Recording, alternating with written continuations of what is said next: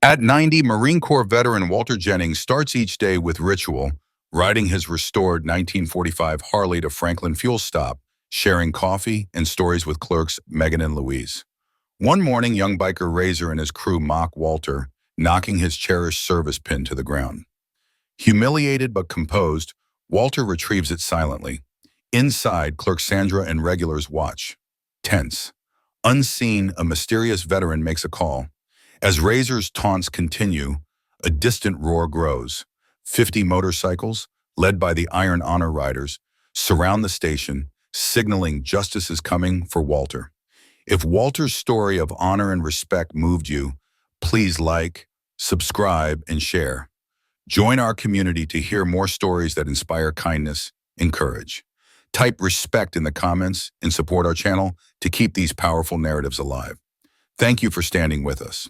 The young man's voice dripped with scorn, his lips curling into a smirk as he taunted, "Check out this old geezer pretending he's still got it." With a swift, careless swipe, he knocked the gleaming service pin from Walter Jennings's chest, sending it clattering to the cracked pavement of the gas station lot.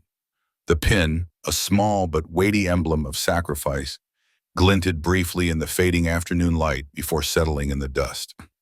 Walter, 90 years old, a Marine Corps veteran whose very posture radiated a quiet dignity these youths could never comprehend, stood motionless. His weathered face betrayed no anger, only a flicker of pain, deep, unspoken, and heavy with the weight of decades. Inside, his heart twisted, not for the loss of the pin itself, but for what it represented. Years of service, comrades lost, and a nation he'd fought for that now seemed to turn its back. His knees creaked as he bent down, each joint protesting the slow descent. His gnarled fingers trembling slightly as they reached for the metal he'd pinned to his jacket every day since 1945. Around him, the world froze. Bystanders at the pumps, their hands still gripping nozzles, stared in uneasy silence. No one stepped forward. No one uttered a word. The air felt thick with shame, a collective failure hanging over the scene like a storm cloud. But just minutes later, the ground began to hum. A low, steady rumble grew louder, vibrating through the soles of everyone's shoes. From every direction, there were headlights pierced the dusk, and the unmistakable roar of engines filled the air. 50 motorcycles rolled into the lot, their riders moving with a precision that spoke of purpose. They formed a perfect circle around the station, chrome gleaming under the sodium lights, engines idling in a deep, unified growl. Not a single rider spoke. They didn't need to. Their presence was their message, a silent, unyielding declaration of loyalty. The young men who'd mocked Walter shrank back, their bravado crumbling under the weight of those steady, unflinching gazes. The riders, clad in leather vests adorned with patches of honor, didn't raise a fist or utter a threat. They didn't have to. Their silent steel and the respect it commanded spoke louder than any words could. To those who dared to humiliate one of their own, it was a presence more terrifying than violence, a reminder that true strength doesn't need to shout. Every morning at exactly 5:30, the soft buzz of Walter Jennings' alarm clock broke the stillness of his small bedroom. He rarely needed the nudge. Decades of military discipline had etched a rhythm into his bones, and his body stirred before the first note sounded. At 90, Walter moved with a deliberate grace, each step a testament to the soldier he'd been, and still was, in the quiet corners of his soul. He lived alone in a modest white farmhouse on the edge of Mason Creek, Ohio, a place that held more memories than furniture. The single-story home, with its sagging front porch swing and groaning floorboards, was his haven. He and his beloved Helen had bought it in 1951, just weeks after their wedding, their hearts full of dreams for a life together. She'd passed 15 years ago, leaving a void that no amount of time could fill. Yet her presence lingered in the small details Walter cherished, the way he kept her favorite tea tins neatly arranged on the kitchen shelf, their faded labels a quiet tribute, the fresh lilies he placed beside her framed photo by the window, their petals catching the morning light just as she'd loved. Walter's mornings unfolded with the precision of a well-rehearsed ritual. He swung his legs over the side of the bed, the cold hardwood floor biting at his bare feet, sending a shiver through his frail frame. In his worn wool slippers, he shuffled to the kitchen, where the coffee pot stood ready, prepped the night before. With a single flick of the switch, the rich, bitter aroma of dark roast began to fill the room, curling around him like an old friend. He drank it black, strong, the way he'd learned to love it during the war, when cream and sugar were luxuries no one could afford. As the coffee dripped into his battered tin mug, Walter dressed with care. Faded brown trousers that hung a little looser now, a soft flannel shirt, and the weathered leather jacket that still bore the faint outline of the Marine Corps emblem. That jacket, like the pin, was more than clothing. It was a piece of his soul, a link to the young man who had stormed beaches and survived nights of unrelenting fear. Outside, in the dim glow of the garage, waited Walter's greatest treasure, a 1945 Harley-Davidson WLA, army green with chrome accents that caught the light like distant stars. It was the same model he'd ridden during the war, a machine he'd maintained with his own hands, down to every bolt and cable. Over the years, he'd poured countless hours into restoring it, each turn of the wrench a meditation, a way to keep the memories alive. The bike wasn't just a vehicle, it was a companion, a vessel for the rituals that kept him grounded, a therapy for a heart that had seen too much loss. Walter rolled open the garage door, letting the cool gray light of an Ohio morning spill in. Today, the air carried the crisp scent of dew and early autumn leaves, a faint promise of change. He pulled the hand-sewn cover from the Harley, his fingers brushing the tank with a tenderness reserved for something sacred. "Let's ride, girl," he whispered, the same words he'd spoken every morning for decades, a quiet vow between man and machine.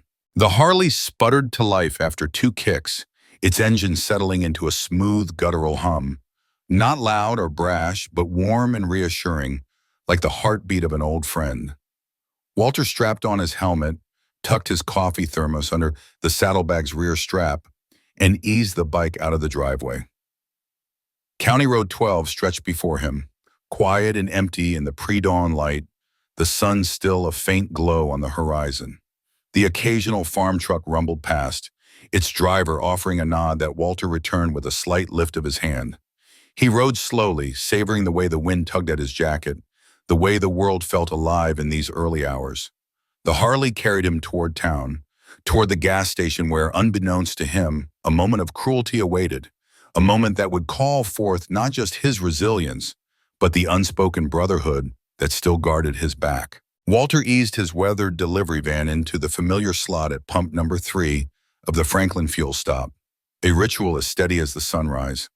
The spot was always open, as if the universe had carved out this small corner of the world just for him. His hands, calloused from years of gripping steering wheels and turning wrenches, rested lightly on the wheel as he let out a quiet sigh of contentment. Fueling up wasn't the only reason he came here each morning. Tucked under his arm was a battered thermos, brimming with steaming coffee brewed just the way the morning clerks, Megan and Louise, liked it, strong with a hint of hazelnut. To Walter, this wasn't just a kind gesture. It was a tether to the present, a way to ground himself in the simple joys of human connection after a life marked by too many goodbyes. Megan and Louise weren't his kin, but their faces lit up like he was their favorite uncle every time he stepped through the glass door of the convenience store. Their smiles warmed him more than the coffee ever could. "Morning, kids," he'd say in his soft, gravelly voice, setting the thermos on the counter with a gentle thud. Then, as always, he'd launch into a story, maybe about the time he drove through a blizzard to deliver supplies to a stranded family, or the summer he rebuilt his old Harley from the ground up. The 2 women would lean in, their eyes wide with wonder, sipping the coffee like it was some sacred elixir.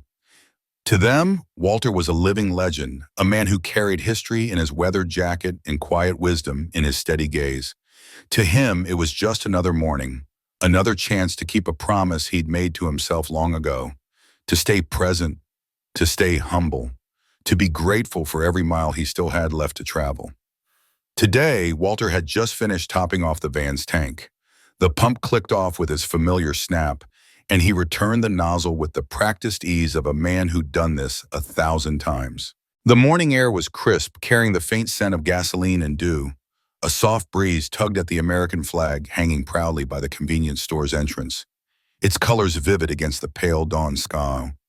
A handful of early commuters zipped by, their minds already racing toward deadlines and meetings, oblivious to the quiet beauty of the moment. For Walter, though, it was perfect. His van was fueled, his coffee delivered, and his old Harley, parked nearby, was purring like a contented cat. No complaints, just the steady rhythm of a life well lived. Then a sharp, intrusive sound shattered the calm. It wasn't the deep, familiar rumble of Walter's Harley, but the high-pitched whine of four sport bikes screaming down the street. They swung into the parking lot with reckless flair, their neon green, matte black, and fire-red frames gleaming under the morning sun.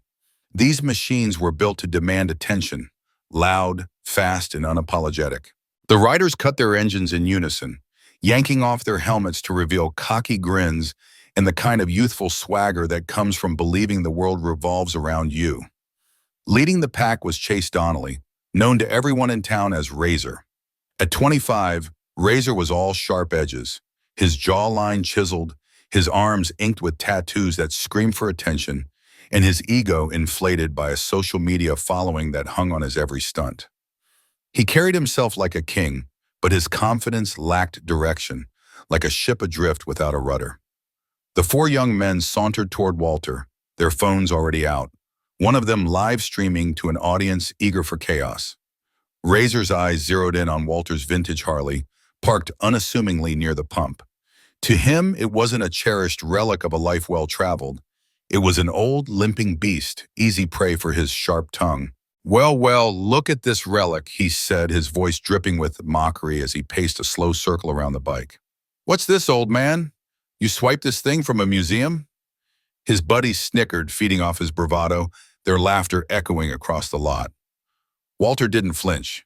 He stood by his bike, wiping a small smear of oil from the tank with a worn cloth he kept tucked into his belt. His hands moved with the same steady calm he'd carried through decades of challenges. Storms, breakdowns, even a war. "Just keeping her alive," he said, his voice low and even, betraying no hint of irritation.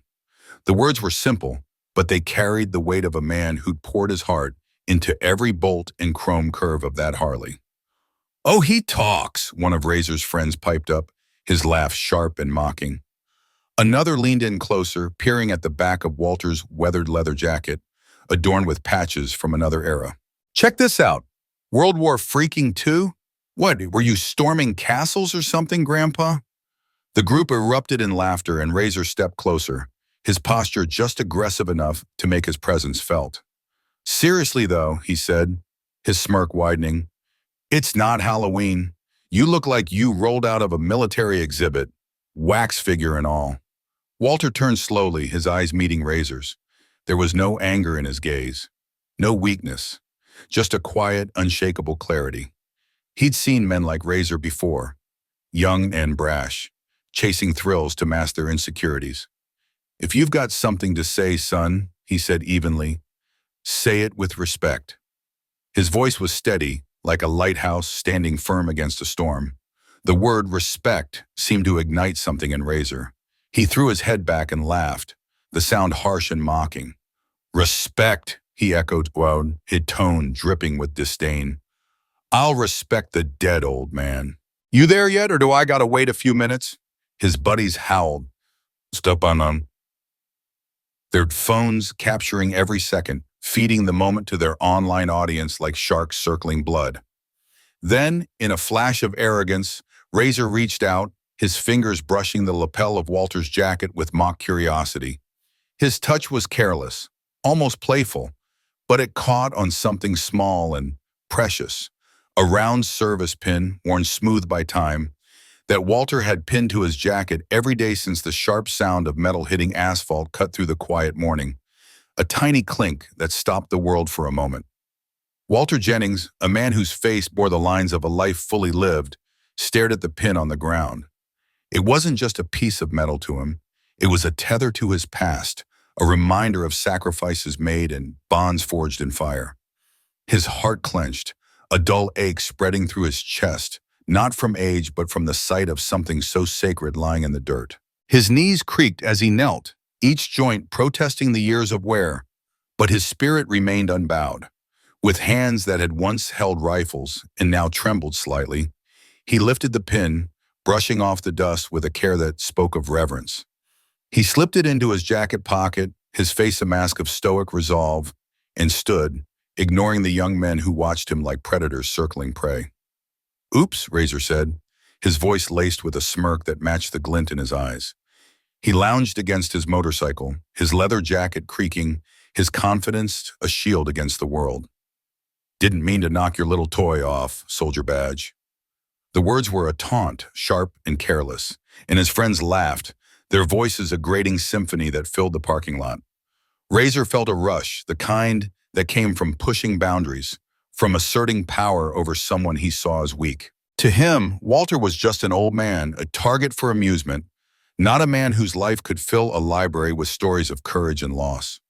Walter turned, his boots scraping the pavement as he walked toward the convenience store. The bell above the door chimed, a sound too bright for the moment as the laughter outside grew louder, more vicious. Inside, the air smelled of burnt coffee and engine grease. Megan, the young clerk, stood frozen behind the counter, her hand poised over the phone. Her pulse raced, anger and helplessness warring within her. She'd seen it all, Razer's shove, the pin's fall, Walter's quiet dignity in the face of cruelty. At 20, she was no stranger to rude customers, but this was different. Walter was the man who brought her coffee, who listened to her dreams of college with a kindness that made her feel valued. His pain was a weight she couldn't shake, and she didn't know how to help. "You okay, mister?" "Jennings?" she asked, her voice barely above a whisper, as he reached the counter. Walter's smile was tight, a practiced mask that hid the bruises on his pride. His eyes, though, held a shadow of exhaustion. "Don't worry, sweetheart," he said, his voice calm but heavy. "Boys like that burn out quick. They don't live long enough to understand what silence means." He pulled out his wallet, refusing the card reader with a small shake of his head, as he always did. Cash was his way, a relic of a world he trusted. As he paid, the group outside kept up their act, posing for their phones, their laughter a spectacle for the internet. Razer, perched on his bike, shouted through the open door. "Hey, Walter, want us to call the nursing home? Bet they're worried you wandered off." His crew roared, but Walter didn't respond. He walked past them, his eyes on the distance, his silence a wall no taunt could pierce. Yet something shifted in the air, a quiet tension, like the earth was turning towards something inevitable. Inside, Sandra Lopez, 22, and working to help her mother pay rent, gripped the counter so hard her knuckles whitened. Her heart pounded with a mix of fury and guilt. She'd dealt with bad shifts before, spilled coffee, grumpy truckers, but this was a wound. Walter wasn't just a customer, he was the man who shared stories of far-off places, who treated her like her voice mattered. Seeing him stand alone outside, surrounded by jeers, felt like a betrayal. He looked like a monument from another time, steadfast but vulnerable, and it tore at her to witness it. By the coolers, Earl Timons, a retired plumber in a worn cowboy hat, shifted his stance. His jaw was set, his hand resting on the door handle. Earl was a man of few words, his presence as steady as the dawn. But today, his silence carried a purpose. He'd seen the pin fall, seen Walter's quiet reverence, heard the laughter that followed. His fingers itched to act, but he held back, his restraint a choice honed by years of knowing when to move and when to wait. The store was stifled by a heavy silence, thick with shared shame. No one spoke except for one man near the back, tall and lean, in a faded olive green jacket with a military cut. He stood like a statue during the confrontation. Now he moved with quiet intent, pulling a phone from his pocket.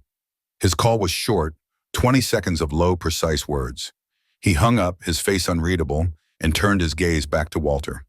His stillness was eerie, a sign of something brewing beneath the surface. Outside, Razer's crew kept at it. One of them, a lanky kid chewing gum, wandered to Walter's motorcycle. He snickered as he opened a saddlebag. "Yo, Razer, Grandpa's got treasure," he called, holding up a weathered leather wallet. He waved it like a trophy, his grin wide, unaware of the line he'd crossed. Razer laughed, urging him on, his ego swelling. But in the air, that tension grew, as if the world was waiting for justice to wake. Inside the dusty confines of the gas station, Walter Jennings carefully pried open a small, weathered metal tin. its edges worn smooth by time.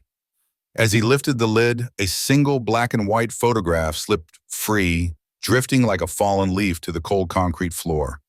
The image captured five young men, their faces brimming with youthful defiance, standing shoulder to shoulder in front of a World War II aircraft. Sirius, the name stenciled on the plane's nose, gleamed faintly in the frozen moment. Walter's unit, his brothers in arms, stood proud, their eyes alight with the unspoken dreams of youth, untouched by the scars of war that would later define them. Walter's heart tightened as he traced the edges of the photo with a trembling finger. Memories flooding back, the roar of engines, the weight of his rifle, the fleeting laughter shared in the shadow of death. Each face in the photo carried a story, a life, a sacrifice that time could not erase. Outside, the moment was shattered by a harsh, mocking laugh. Razer, a young biker with a neon green motorcycle and an ego to match, held the photograph aloft, his phone angled to capture it for his live stream. "Check out this old junk," he sneered, his voice dripping with disdain as he waved the photo for his audience. "Bet these guys didn't even make it to the moon landing." His friends, lounging against their bikes, erupted in laughter, sharp, hollow, and cruel, the kind that stings not just for its malice, but for its ignorance. Razor's smirk widened as he soaked in the attention, oblivious to the weight of the image he mocked. To him, it was just a relic, a prop for his online persona, not a testament to lives laid bare on battlefields. His heart raced with the thrill of performance, the rush of likes and comments fueling his bravado.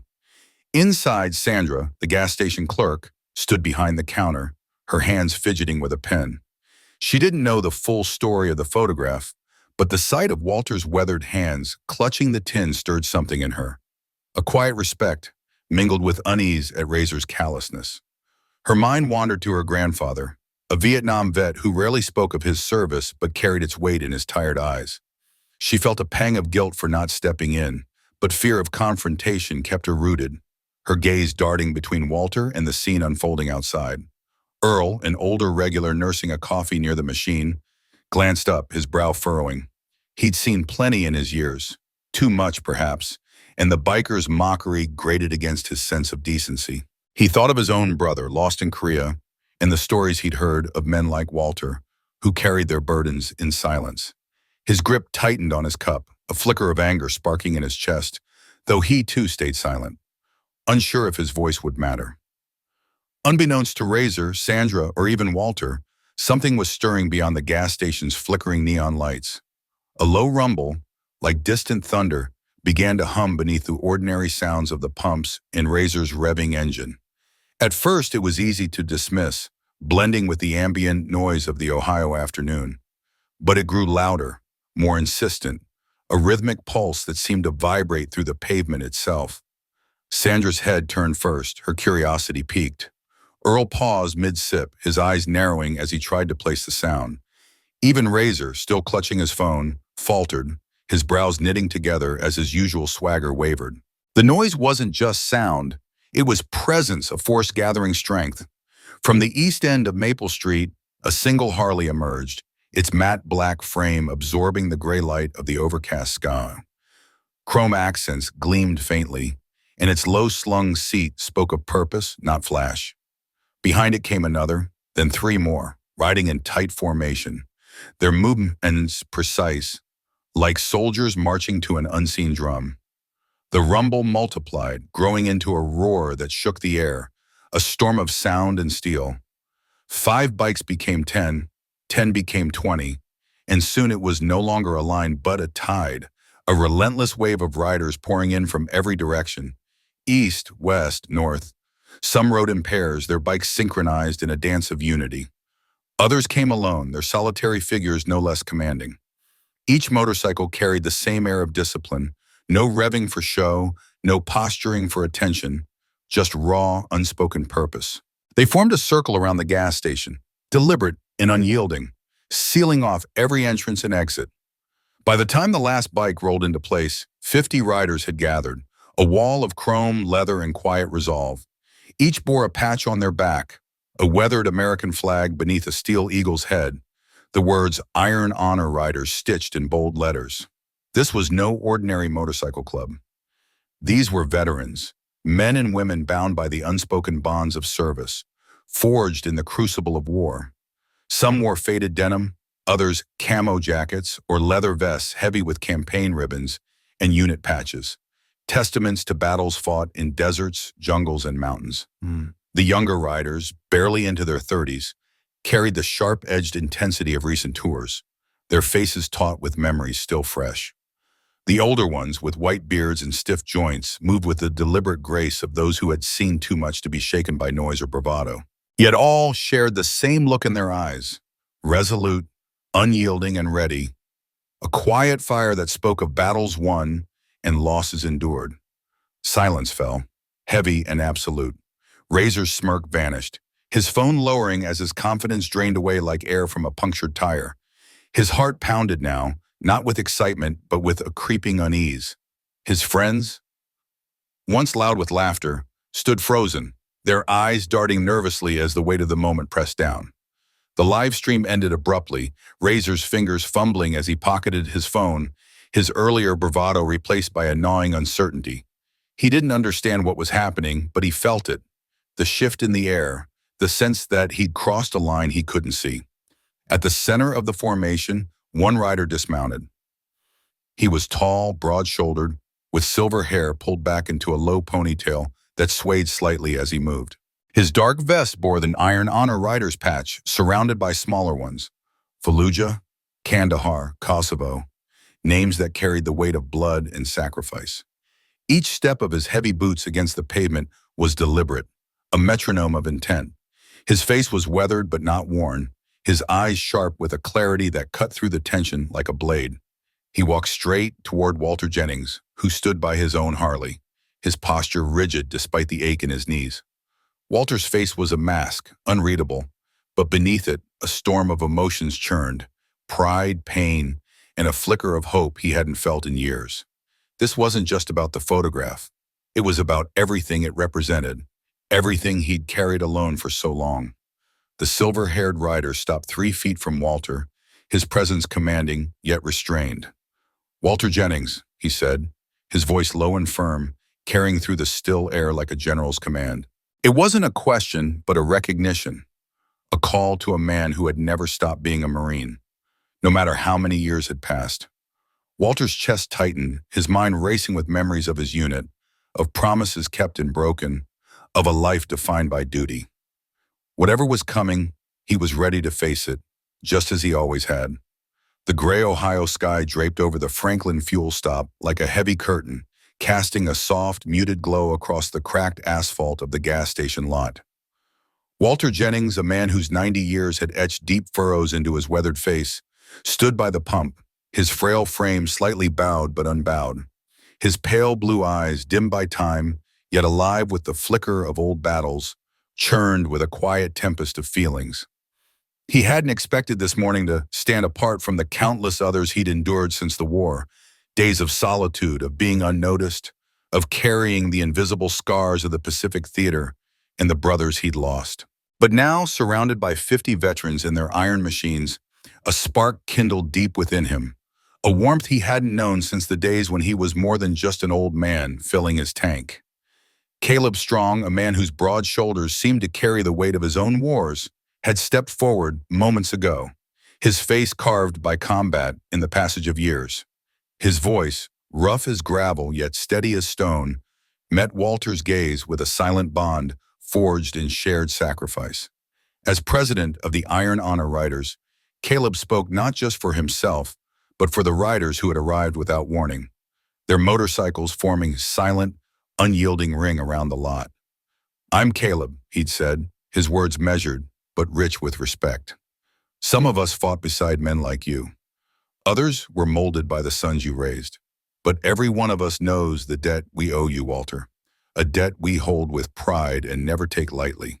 Walter's throat tightened, a lump forming as his trembling hands hung at his sides. He managed a small nod, his heart pounding with a feeling he had long thought buried. He wasn't accustomed to being seen. Not like this. Not anymore. The world had raced ahead, leaving him to fade into the quiet corners of small-town Ohio. But Caleb's words, raised just enough for all to hear, especially the young man known as Razer, shattered that veil of invisibility. "We saw the live stream," Caleb went on, his voice carrying over the faint whisper of the morning breeze. "Every one of us watched it, and we came here to make one thing crystal clear." He paused, turning to gesture at the riders standing like sentinels beside their bikes. "You don't stand on each, Walter. Not today, not ever." The Iron Honor riders responded not with shouts or claps, but with a unified, solemn nod. A few raised their hands in quiet salute, their weathered faces etched with reverence. Others stood still, their eyes locked on Walter with an intensity that spoke louder than any words. For the first time in years, Walter felt the prick of tears. He didn't wipe them away or turn to hide them. In that moment, under the heavy Ohio sky, he wasn't just a 90-year-old widower at a gas station. He was a Marine, a survivor of Inuitak, a man whose sacrifices had not been erased by time. The weight of their presence, their silence, their unwavering loyalty filled the empty spaces in his soul that had long gone quiet. Inside the gas station, Sandra, the cashier, stood rooted behind the counter, her breath shallow and her heart racing. She'd seen the live stream too, Razer and his crew taunting Walter, knocking the WQQI service pin from his jacket, laughing as they peeled out on their sleek sport bikes. Their cruelty streamed for their online audience. Sandra's hands had trembled with fury as she watched, her heart breaking for the old man who came in every week, always kind, always alone. Now, as she gazed through the window at the sea of leather vests and polished Harleys, a surge of pride mingled with awe. These men, these warriors, had come for Walter. They'd transformed a moment of malice into something profound, something sacred. Earl Timmons, the station's owner, stood just behind the glass door, his worn baseball cap twisted in his hands. His grizzled face, usually set in a stern scowl, softened as he watched the scene unfold. Earl had served too, though his time in the Army was a chapter he kept locked away.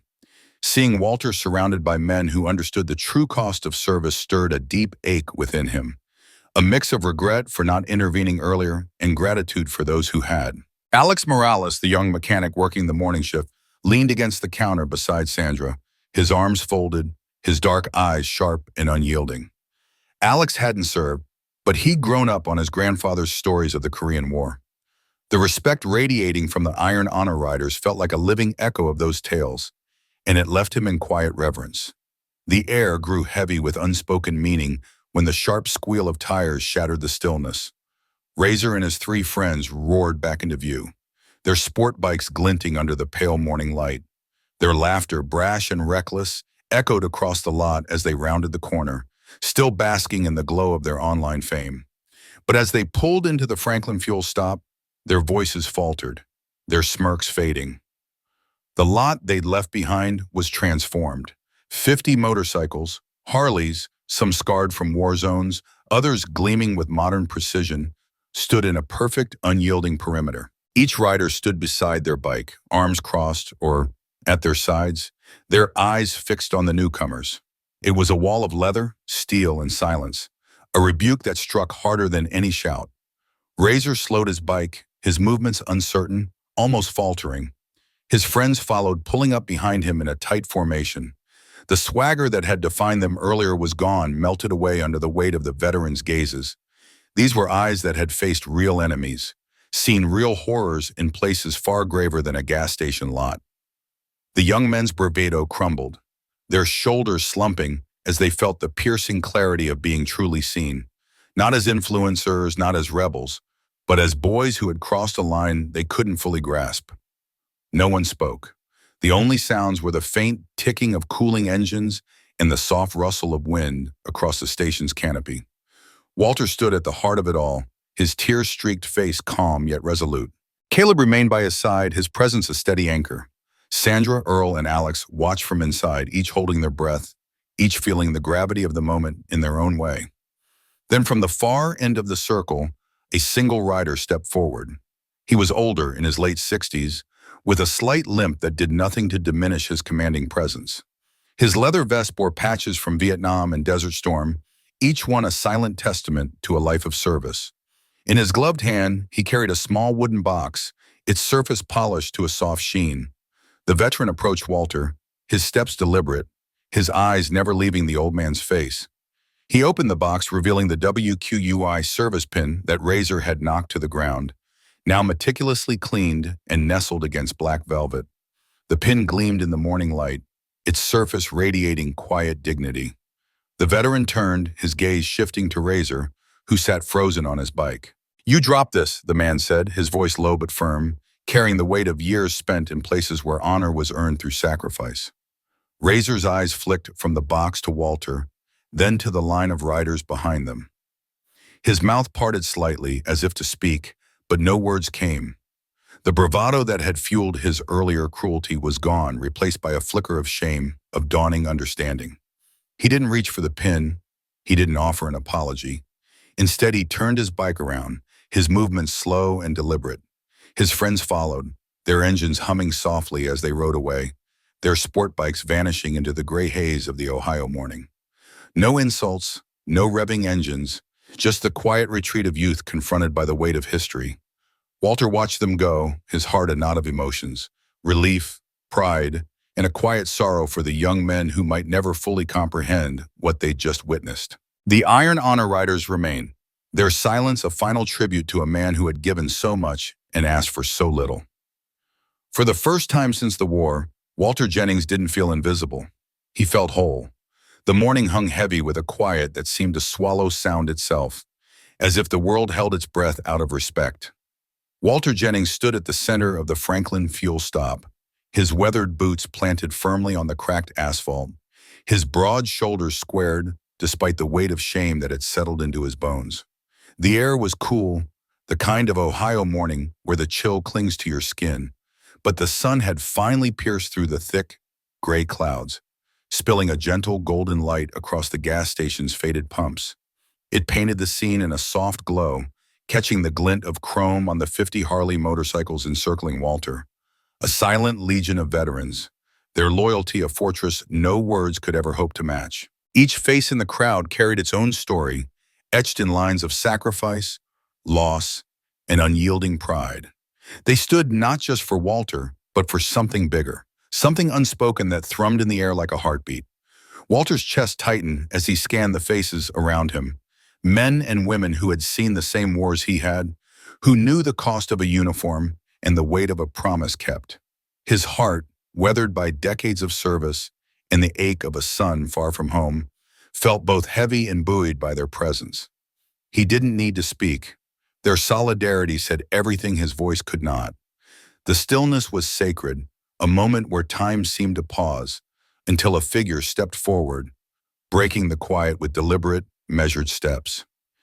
It was Alex Morales, a young man in a worn olive jacket, his eyes steady but carrying a flicker of something deeper. Reverence, perhaps, or the weight of a duty he felt honored to bear. In his hands he cradled a small wooden box, polished to a soft sheen, its simplicity belying the profound significance it held. He handled it with the care one might reserve for a fallen soldier's flag or a medal earned in blood. Alex stopped in front of Walter, his movements slow, deliberate, as if the moment demanded precision. Without a word, he opened the box, revealing a Marine Corps service pin nestled in a bed of black velvet. The pin gleamed, its tarnish meticulously scrubbed away, its scratches buffed to a faint memory, yet its age remained, a testament to battles fought, years endured, and a life of unyielding duty. Walter's eyes fell to it, his face a mask of stoicism, though inside a storm of emotions churned. Pride, grief, love, and the ache of absence collided, threatening to crack the iron resolve he'd carried for decades. For a long moment, Walter said nothing, his gaze locked on the pin that had once adorned his uniform, a symbol of the man he'd been and still was. The crowd held its breath, the silence stretching until Alex's voice, soft but steady, cut through it like a blade. "Sir, your son asked me to give this to you," he said, his tone carrying the weight of a sacred charge. "Captain Luke Jennings, he's deployed with my unit right now. He told me what this pin means to you and what you've always meant to him." Walter's eyes lifted, and for the second time that morning, they shimmered with unshed tears. But these weren't tears of pain or shame. They were born of something deeper, a pride so fierce it felt like it might burst his chest. His son, Luke, was out there carrying the same legacy, the same stubborn loyalty that Walter had instilled in him through years of quiet example. Alex's voice didn't waver as he continued, each word chosen with care. He told me to say this exactly. Tell my old man the course still makes him just as stubborn and just as loyal. And tell him I learned that from him. The words landed like a salute, rippling through the crowd and settling into Walter's soul. He stood motionless, his jaw tight, his heart pounding with a love so profound it defied expression. The world seemed to pause, waiting for his response, as if the sun itself held its place in the sky. Walter didn't blink, didn't smile, didn't falter. With hands that had once steadied a rifle under fire, he reached forward, his fingers steady but reverent, and took the box from Alex. He closed the lid with a gentleness that belied his calloused hands, as if the pin inside were a piece of his own heart. Tell him, Walter said, his voice low, rough with emotion but unwavering. His old man is proud. 5 words, simple and unadorned, but they carried the weight of a lifetime, of battles fought, of a son raised to stand tall, of a bond unbroken by distance or war. The veterans around him felt the words like a cannon's echo, each one knowing the unspoken truth behind them. They understood the sacrifice of sending a child into the same fire they'd walked through, the pride of seeing them rise, and the quiet fear that never fully faded. Walter's words were a tribute, not just to Luke, but to every father who had watched a son or daughter don a uniform, and every child who carried their parents' legacy into the unknown. Walter turned to his Harley, its black and chrome frame gleaming in the morning light, a companion that had carried him through years of memories and miles. He opened the saddlebag with the same care he'd given the box, placing it inside as if it were a sacred relic. His fingers lingered on the leather, his mind drifting to Luke, his laugh as a bondesher, his determination as a man, the way he'd looked in his dress blues the day he left. Walter straightened his jacket, the worn leather settling over his shoulders like armor, and turned to face the crowd. Brothers, sisters, comrades, each face a mirror of his own resilience, his own history. He didn't need to thank them. His presence, his survival, his unyielding spirit spoke louder than words ever could. Alex stepped by Max, returning to his place near the briny pump, his own heart swelling with the honor of delivering such a message. He watched Walter stand tall beside his bike, a man whose story was written in every line on his face, every scar on his hands. There were no speeches, no fanfare, just a quiet understanding that this moment, this man, would linger in the hearts of everyone present. The gas station, once just a stop on a lonely highway, had become hallowed ground, a place where loyalty and love had been reaffirmed in the silence between words. 2 mornings later, before the sun had fully crested the horizon, a new addition appeared outside the Franklin fuel stop. Beside the weathered bench at Pump 3, where Walter had sat just days before brushing dust from a faded photo of his son in uniform, stood a small hand-carved wooden sign. Its edges were rough, its lettering simple but deliberate, a quiet tribute to a man whose story had touched a town. The sign bore no grand proclamation, just a few words etched with care, a testament to Walter Jennings and the legacy he carried, now forever part of the place where pride and honor had found their voice in the stillness of an Ohio morning. At the edge of Franklin Fuel Stop, a modest wooden plaque hung on a weathered bench, unadorned by glossy brass or any hint of a name. Instead, 7 words were meticulously etched into its surface, a quiet tribute to those who shunned the spotlight. No one could pinpoint who had placed it there, though whispers swirled through the small town. Some speculated it was the work of an Iron Honor rider, those stoic veterans known for their reverence and resolve. Others wondered if the station's owner, who had grown unusually reserved since that fateful morning, might have crafted it in a moment of private reflection. The mystery only deepened the plaque's significance, as if its anonymity was part of its power. Sandra, the station's early morning sentinel, was the first to notice it when she arrived just before dawn, her breath visible in the crisp air. She froze, her hand hovering over the lock, her eyes tracing the words burned into the wood. A warmth spread through her eyes, a mix of pride and reverence, though she couldn't quite explain why. She didn't touch the plaque, didn't dare disturb its quiet dignity. Instead, she stepped inside, a soft smile tugging at her lips, her heart carrying a new weight of understanding. From that day forward, the bench stood untouched. Not out of fear, but out of a profound, unspoken respect that seemed to settle over the town like morning mist. It wasn't just a bench anymore. It was a monument to something enduring, something sacred. The story of what happened at Franklin Fuel Stop had spread like wildfire. By now, everyone in town knew, even those who typically paid little mind to veterans, motorcycles, or the weight of history. Viral photos had circulated, capturing the moment in grainy but powerful detail. Local radio stations replayed the tale, their voices tinged with awe, while security footage from that morning found its way onto national news, replayed in living rooms across the country. The images showed a quiet confrontation, a clash not of fists but of values, where one man's steady presence had shifted the course of a moment. Yet amidst the buzz, Walter Jennings remained unchanged, his routine as steady as the sunrise he cherished. Every morning, at the same precise hour, Walter rode in on his vintage motorcycle, its engine a low, familiar rumble. His worn leather jacket hung on his frame, a testament to years of service and survival. His coffee thermos, tucked neatly into his saddlebag, was as much a part of him as the bike itself. He greeted Sandra and Louise, the young cashier who often worked the morning shift, with a gentle smile that carried the warmth of a man who had seen the world's highs and lows and chosen kindness anyway. Handing over his thermos for a refill, he moved with a quiet grace, no trace of ceremony or expectation. After fueling up at pump number 3, he'd walk to the bench, settle onto its weathered slats, and watch the horizon as the first rays of light painted the sky. Sometimes he sat alone, lost in thoughts only he could know, memories of battles fought, friends lost, or perhaps just the simple beauty of a new day. Other times, a fellow veteran from that unforgettable morning would pull up on a Harley, its roar announcing their arrival. They'd sit beside him, not for words, but for the shared silence of men who understood what it meant to carry the weight of sacrifice.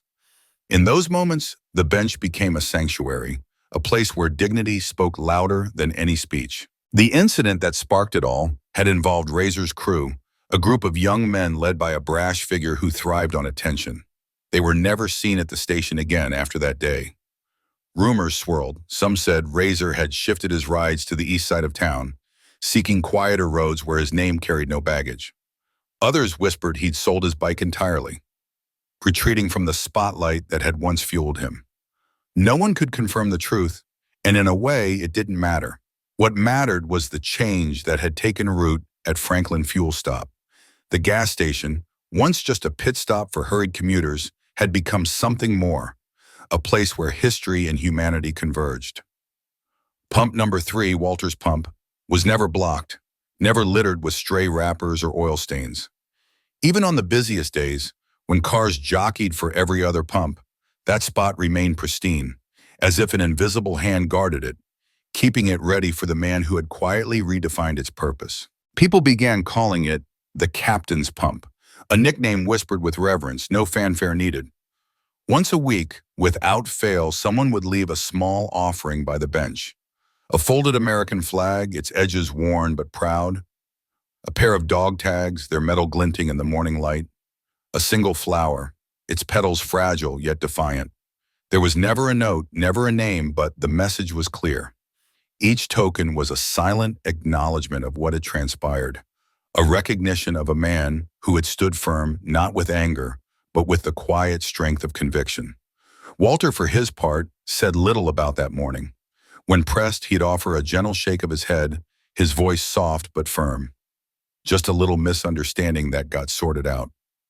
But those who had been there, Sandra, with her steady hands and watchful eyes, Earl, the grizzled veteran who'd stood shoulder to shoulder with Walter, Alex, the young mechanic who'd seen it all unfold, knew the truth. They had witnessed a moment that went beyond silencing a bully. It was a reminder to a town, and perhaps a nation, that some traditions aren't relics of the past. They're the heartbeat of the present. What happened at Franklin Fuel Stop wasn't just a clash between youth and experience, arrogance and humility. It was a moment that peeled back the layers of a culture too quick to dismiss, too eager to move on. Walter Jennings wasn't just a veteran, nor merely an old man on a vintage bike. He was a living testament to American history, a man who had served, sacrificed, and outlived most of the brothers he'd fought beside. His eyes carried the weight of battles long past, of promises kept and losses endured. Yet to four young men that morning, he had appeared as nothing more than an easy target, slow, weak, disposable. They had mocked him, their laughter sharp and careless, unaware of the fire they were stoking. Their taunts had been met not with rage, but with a quiet resolve that had drawn others to his side, veterans and townsfolk alike, until the air itself seemed to shift. The confrontation hadn't been loud or violent, but its impact echoed far beyond that small gas station. In the days that followed, Sandra found herself lingering by the bench each morning, her thoughts drifting to Walter. She wondered about the stories he carried, the ones he never shared. She felt a quiet pride in knowing him, in being part of a place that had become more than a stopover. Louise, too, felt the change. He'd always been quick with a joke, but now he watched Walter with a new respect. His usual chatter softened when the older man was near. Earl, who had seen his own share of battles, felt a kinship with Walter, a bond forged in the unspoken language of those who've served. Alex, still young enough to be shaped by what he'd seen, carried a new weight in his heart, a sense that some things, honor, respect, memory, mattered more than he'd ever realized. The story of Franklin Fuel Stop became a mirror, reflecting a truth too often ignored. It wasn't just about one man or one morning. It was about the countless moments when society looks past its heroes, dismissing them as relics or inconveniences. Walter's quiet dignity had forced a reckoning, not just for Razer's crew, but for everyone who heard the story. It reminded them to look, really look, at the people around them, to see the strength in those who carry their burdens quietly. The bench, the plaque, the untouched pump, they were symbols of a truth that lingered, a call to remember what endures. Walter sat quietly in the crowded airport terminal, his weathered hands folded in his lap, the faint glint of a Medal of Honor pin on his old jacket catching no one's eye. His eyes, deep set and carrying the weight of decades, scanned the bustling scene with a quiet resignation. He'd seen worse than this, battlefields where the air was thick with fear, nights when the cold bit deeper than any loneliness could. But today, the sting was different. When the airline attendant glanced at his boarding pass and curtly told him there was no seat for him, her words weren't just dismissive. They were a blade slicing through the pride he'd carried silently for years. He didn't argue, didn't raise his voice. He just nodded, his heart heavy with the familiar ache of being unseen, and stepped aside. Inside, though, his mind churned. Hadn't he earned a moment's consideration? Hadn't the sacrifices etched into his body and soul warranted a flicker of respect? He swallowed the bitterness, but it lingered, a quiet storm brewing beneath his calm exterior. Across town, another veteran, Sarah, felt a similar wound. Her service dog, Max, pressed close to her side, his presence a lifeline for the panic that sometimes clawed at her chest. She'd lost her leg in a roadside blast years ago, but the real scars were the ones no one could see, the ones that woke her in the dead of night, gasping for air. When the restaurant manager turned her away, citing some vague policy about pets, her face flushed with a mix of humiliation and anger. Max wasn't a pet, he was her anchor, her shield against the chaos her mind sometimes conjured. The manager's refusal wasn't just a denial of entry, it was a denial of her reality, her struggle, her humanity. She stood there, gripping Max's leash, her heart pounding as she fought the urge to scream. Instead, she turned away, her prosthetic leg clicking softly on the pavement, each step a reminder of what she'd given and what was so easily overlooked. Then there was James, standing tall in his crisp uniform, his chest adorned with ribbons that told a story of courage few could fathom. He'd stopped at a local shop, hoping for a quiet moment to grab a coffee before heading to a veterans event. But the barista, young and brash, smirked and muttered something about pretending to be a hero. The words hit like a punch to the gut. James's hands tightened around his wallet, his jaw clenching as memories flooded back. Comrades lost, choices made in split seconds, lives saved and lives taken. He wasn't pretending. He'd lived it. The accusation stung, not because it was true, but because it exposed a truth he'd long avoided. To some, his service was invisible, his sacrifices reduced to a costume. He paid for his coffee in silence, his pride bruised but intact, and walked out, the weight of the moment settling deep in his chest. For Walter, Sarah, and James, the pain wasn't just in the disrespect, it was in the blindness. The world moved too fast to notice the stories carved into their faces, their scars, their silences. Each carried a history of service, of moments when they'd stood between danger and those they swore to protect. Yet here they were, brushed aside, their worth questioned by those who'd never known the cost of freedom. Walter's heart ached not for recognition, but for understanding, for someone to see the man behind the wrinkles, the soldier who'd never stopped carrying the weight of his duty. Sarah's anger burned not just at the restaurant's door, but at the indifference that erased her resilience, her fight to rebuild a life after war. James's quiet fury wasn't about the barista's words, but the ease with which his truth was dismissed, as if his uniform were a prop rather than a testament. But this story didn't end in despair. It wasn't vengeance or confrontation that turned the tide. It was something stronger, quieter, more enduring. Brotherhood. When word spread of Walter's humiliation at the airport, it wasn't a lawyer or a protest that answered the call.